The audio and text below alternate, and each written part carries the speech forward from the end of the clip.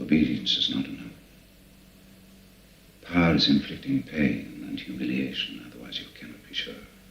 Power is tearing human minds apart and putting them together again in new shapes of your own choosing. Power is not a means, it is an end. The past is forbidden. Why? Because when we can cut man from his own past, then we can cut him from his family, his children, other men. There is no loyalty except loyalty to the party. There is no love except love of Big Brother. All competing pleasures we will destroy.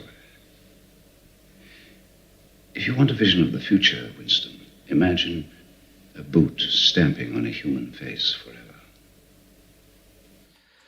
Right, well, when I was looking for some video of the movie 1984, really of the scene where O'Brien is really torturing Winston Smith, I had a quick look at the comments, and it really reminded me of the focal point of the book, which is the kind of outcome of the torture.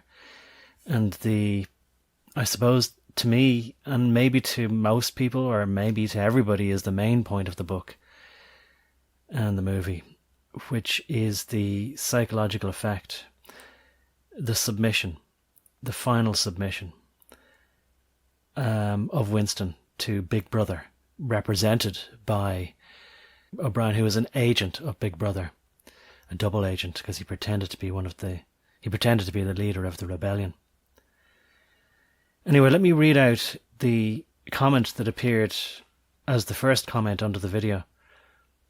And this is what really punched me in the gut as well. I read the book when I was young, and I suppose I'm pretty sure I saw the movie afterwards then when it came out. And I don't know whether the movie supplanted the imagination that I had, or the picture that I had in my mind from when I read the book. But I suppose now, with the passage of several decades, it's all become a sort of an indistinct memory of, I suppose, overarching emotions, and how I felt about it. And how I felt about it was heartbroken as well. I suppose traumatized, but I don't want to use that word necessarily because it's too overused now. But it really did, as I say, give me a metaphorical punch in the gut. The real heartbreaking moment, though, was when Winston screeches and screamed, repeating, "Do it to Julia, I don't care, do it to her." And he says, my heart broke when I read that part. There's a picture of the anguish on his face, and what he's being threatened with in room 101, in the torture room, is his greatest fear, which are these rats in a cage. It's a sort of a specially constructed cage where the doors are going to be released and these hungry rats are going to be allowed to gnaw off his face. That's the real torturing thing. You know, it's the thing that he is most terrified of, and Big Brother always finds out what is your greatest fear. That's what they torture you with, which really is the limits of what your own imagination can conjure up. And they're able to feed into that. And of course, through all the psychological analysis that they've done of us, through Freud and perhaps Jung, I suppose, as well, and Edward Bernays, that they're able to play us all now like musical instruments. I don't know why I was nearly going to say like xylophones. But they know our own minds better than we know ourselves. They understand our subconscious better than we not just understand our subconscious, but give it credit for. We think that we control our own subconscious, or that we can understand it, or that we can tame it, maybe. But there's so many people think, oh, well, I'm not susceptible to propaganda or subversion or programming, or I'm not vulnerable to the kind of tricks and mental images that they put in my mind. I understand what they're doing, therefore I'm able to reject them. But I think it's foolish for any of us to think that we're impervious to this stuff. But yeah, in the book, Winston screeches and screamed, repeating, "Do it to Julia! I don't care! Do it to her!" So that's the betrayal. That's complete betrayal of the one that he thought that he loved and wanted to protect, and wouldn't ever betray her or betray the love that they had. Someone then wrote, "Just read that today. This is the second time I read the book, and my heart is broken." And next person says, "It's honestly even sadder with the ending. Winston was almost there in having his mind and soul untainted by Big Brother. But alas, all that failed." Next guy says, "I like to imagine that within a week of leaving the chestnut tree, he simply gets shot and dragged away." I mean, what he's saying there is it's better to put him out of his misery. And I don't know if any of you have thought about this, whether, people might think, oh, the death penalty in some states in America is barbaric or cruel or inhumane. But really, is it not more torture to lock somebody up for the rest of his life, knowing that he'll never feel the warmth of the sun on his face as a free man, or the sand between his toes as he walks into the cool salt water? Or just, I was trying to avoid saying it because this terrible phrase at the moment where these patronizing know-it-alls who know nothing of whatever is the current generation say touch grass, but knowing that he'll never sit on green grass in a meadow somewhere free again, looking at all the free birds and insects and seeing maybe pollen blow by in the wind, or those things from dandelions, those sort of little helicopters or whatever they are, blowing by. Everything's free as the wind, but he knows he'll never be free again. Is that not more cruelty than just putting somebody out of their misery?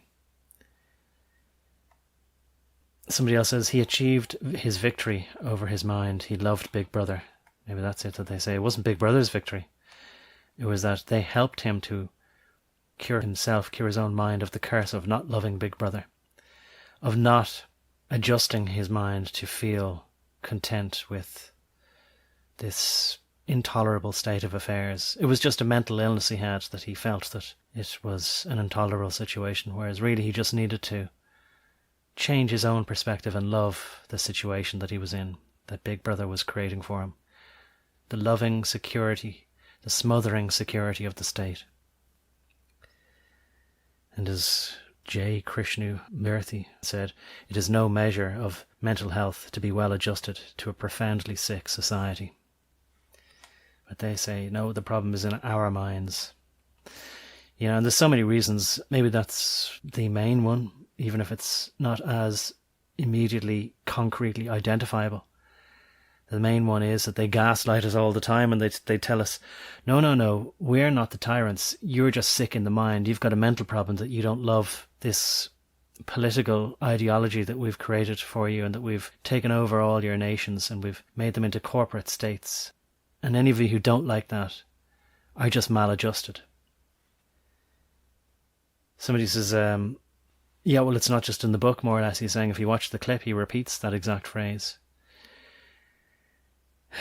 This next guy says, I knew he would say it, and that's why I stopped reading this novel. He just couldn't take it. He couldn't take the utter abject defeat.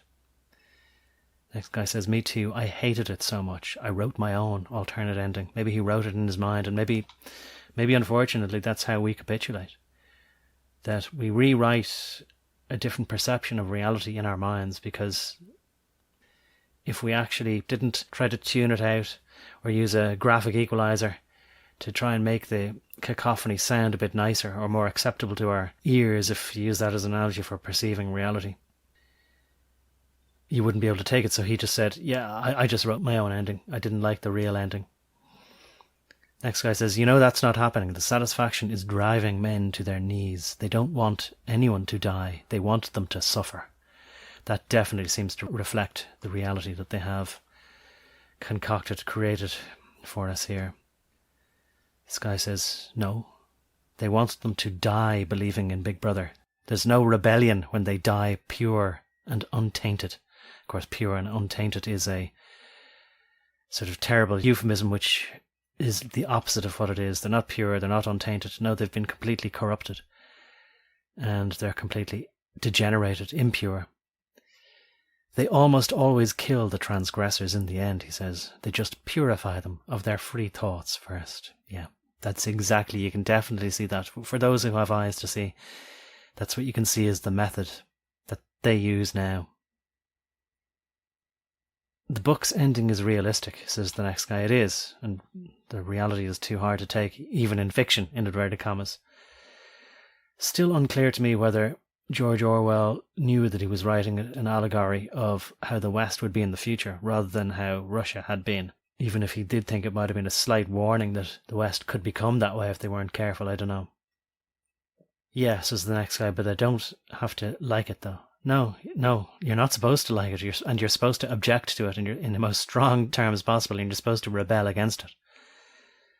Yes, imagine that, being broken down so badly, you would turn in your love just to make it stop. That's the most horrific of all tortures. I hope hell exists, and anyone who acted like Big Brother are stuck there, yes, and anyone who collaborated with what we just had from 2020 onwards will be stuck there too. And I never want to have any reconciliation with them. And unfortunately, things haven't been resolved. I'm speaking to you from 2023, September. And I don't want to forgive and forget. I don't want to make nice. I certainly don't want to pretend like none of it happened.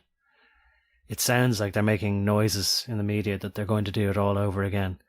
Whether they're capable of doing it again, I don't know. Whether people will go along with it. Yes, they will. If the supermarkets say you have to have these traffic light systems and masks and all that, then people will do it. I know that now from having seen the way people are. Nothing has changed. So it's just a case of the media telling people and then the corporations enforcing it. And there's no reason to think that they wouldn't. Anyway, is there any other comments here that's worth reading? I finished it today, says another guy, the book. Also, he had no proper teeth left. Yeah, I think they were all pulled. Who knows that in theory one could bite the rat's back. Alright, maybe. But these were starving and agitated rats. So in the end, did he earn his right to get shot after succumbing like the 3 revolutionary blokes he had seen years ago? Not dying a heretic. Well, unfortunately, he did corrupt his soul by betraying love in his heart, or love for his fellow human being, who I suppose Julia did represent, because little did he know that long before he was in that torture room, Julia had already given him up. And I think that's the last thing that really broke him, was that O'Brien said, "Oh yeah, Julia gave you up immediately. She didn't even struggle or fight, mentally, physically at all." That's the real kick in the groin, if the other thing was the punch in the stomach. Or maybe the excavation of the cavity where his heart once was within his ribcage. Not dying a heretic. Big Brother seemed to read minds, yeah, and that's what they do to us now. I never thought they'd be capable technologically back in the 80s of having the TV look at us. How could they broadcast 1 million of our facial expressions back through the TV, through the airwaves, back to Central Command or whatever? And it's now 2023. It was 1984. So nearly 40 years. But that's all it took for not only the technology to have been invented, but for something inconceivable. I couldn't even conceive of how something could work, even if we had infinite ability to create technology. I just didn't think that it could work. I didn't conceive of a way that it could work. How could you broadcast a family sitting around a TV, the picture of them, and who could analyse that many people? But of course I didn't understand how powerful computers would be, and networks and Wi-Fi and all that sort of stuff. Did people in the past, did these planners who have us by not just our short and curlies, but by our grey matter, they have us completely mentally captured almost, as well as physically whenever they like. Did they understand how things would go? It seems that they could conceive of it. They just waited until technology caught up with what they understood, the paradigms that they could conceive of.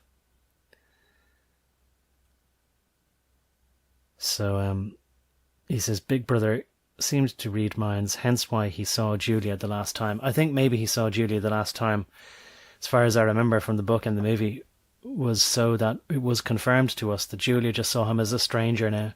She didn't feel guilty. She didn't say sorry. She just was more or less telling him it's just the way it is. Nothing personal. And of course there was nothing personal left. She sort of said, oh, come on, you know. You have to just get with the program. You have to love Big Brother. I did. Things are better now when you do that. Why don't you just join us?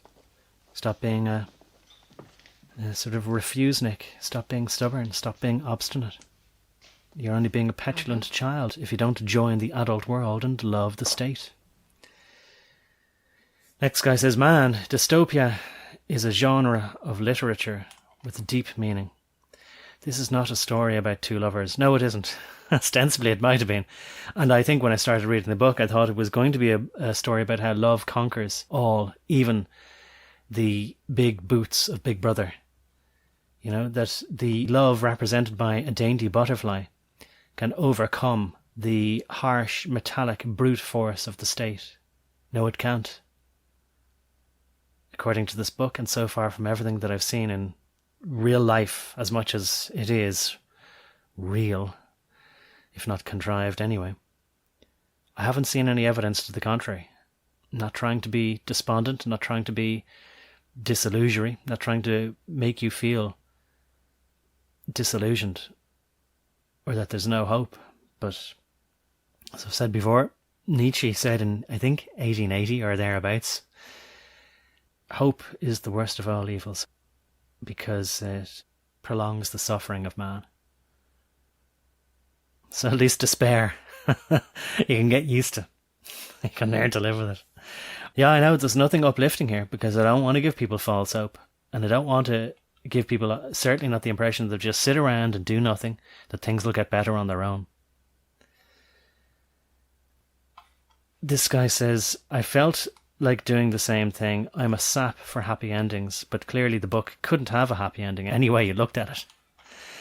This next guy says, wow, as the Khmer Rouge often said, to save you is no gain, to kill you is no loss. I have to think about what that means. To save you is no gain, to kill you is no loss. This guy says, coward with no God in his heart. So maybe he believes that if people would only believe in God, that they would be able to resist any coercion, resist any torture, and offer it all up to God. Maybe. Not easy at all, but it explains the martyrs. It's not us that have the will to withstand the torture. It's God that gives us the strength to withstand it. In those moments, he supplies the strength. Getting a lump in my throat here, even as a bit of a heathen myself. I'm somebody who doesn't know if God exists, and if he does, I think he has forsaken this earth. But at the same time, if this place was a test of our character, if not of our resolve alone, then by design we'd have to not know for sure whether God existed or not, because then it would be easy to have faith. Are you a martyr? Asks this guy. Have you been subjected to indescribable torture? Most of the martyrs of Christendom were subjected to brutal deaths, some to horrific torture. Many more brave and decent Christians and others squealed under brutal torture. Many who believe they could suffer such torture have been broken. Some who did not believe they could suffer such torture have held their tongues. I am not so confident in my strength as to claim I could hold up, and not so arrogant as to condemn those who have been broken. The only example I know of whereby someone publicly put their self to the test is Christopher Hitchens, who claimed waterboarding was not torture, and then broke within 30 seconds when put to the test. Yeah, I remember that. Christopher Hitchens, although born a you-know-who, and seemed to have been a secular one, or maybe even an atheistic one, did seem to me to be a honourable man and a courageous man. He says, I despise Hitchens, but I respect that he was willing to put himself to the test and admit he was wrong. Well, I like anybody who is able to dislike somebody but admire their qualities or even something that they did. Like along the lines of maybe despising what somebody says but still supporting the right to freedom of speech because it shows you're principled. Perhaps you are that rare category, he says, that can suffer incredible pain and fear and still stay silent, but I doubt it unless you can prove it. This guy says in response to that very nice comment, I appreciate that one, he says, given the right kind and length, none of us are immune. He means to torture. It happened in the movie as well, says somebody else. So maybe the movie was quite faithful to the book. I don't remember. It's been so long ago. I think that I read the book before the movie. I do remember foolishly in 1984 saying, well, we don't live in a Big Brother state, so I guess he was wrong. But I was taking it far too literally. And also, I was a child, so I didn't know too much about the world then. Certainly not government, nor politics, nor international corporations. So another person saying it wasn't exclusively in the book where this happened. The movie portrayed it as well. For real, what an insane... I don't know what that means, or what that could have meant. In 1984. Yeah, the most depressing book ever, says somebody else. I won't lie. I hate that phrase, so overused. Seems to be a Gen Z phrase. The torture in the book is just, this is a new comment now, the torture in the book is just infinitely more crushing and emotionally destructive. Maybe it's because you spend so much time reading the book and connecting to Winston, I don't know, but it's just so much more depressing. Yeah, well, of course, we live through the main character, through the protagonist, Winston Smith. But I think for me, the real kicker, I thought, like, you think the biggest kicker, the biggest punch in the gut is, you know, when we learn that Winston gives up. And he gives up the moment that he gives up Julia. But what really blindsides you, when you're struggling to catch your breath back because you've been winded, then it's like somebody then stabs you through the heart when you understand that she didn't give up a fight at all. She just went, yep, it was him, he did it, punish him, let me go free. And that's what a lot of men are familiar with when you think that a woman loves you, and then you learn how quickly she gets over you, or how easily she gives you up. In whatever way you'd like to interpret that phrase, giving somebody up means like how easily they're able to give a man up when they're no longer convenient to them. They no longer have any worth to them. Because then you say, you know, they had a love affair, a clandestine love affair throughout the book. Because, you know, Big Brother outlawed, like in Brave New World, emotional love. You can have sex, no problem. But you couldn't have a relationship that was tied to that. You couldn't have emotions that were tied to it. So you always then ask yourself, was any of it real? Or were we just going through the motions? Which is all part of brokenheartedness, brokenhearted by society, by human beings as a collective, and by human beings, the ones we knew as individuals. It's so terribly heartbreaking. And I can't imagine myself that beyond this valley of tears, that things, if there is a heaven, that things could ever be forgiven. There's just too much water under the bridge. But as I say, I'm sorry, I'm not going to lie to you. I have nothing of uplift for you, although in the past I would have thought that it might have been wrong of me to just depress people.